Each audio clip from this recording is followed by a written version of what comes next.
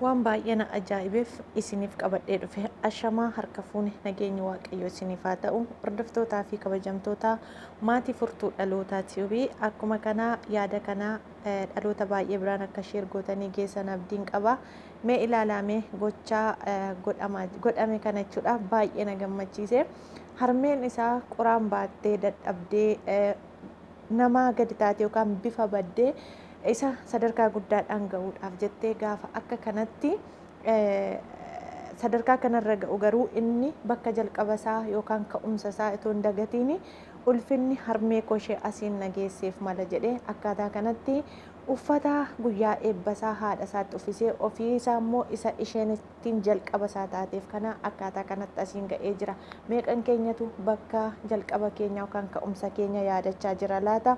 Sheer laayik godhaatii harmee hundaaf galanni ulfinni kabajni haa ta'uun jedha.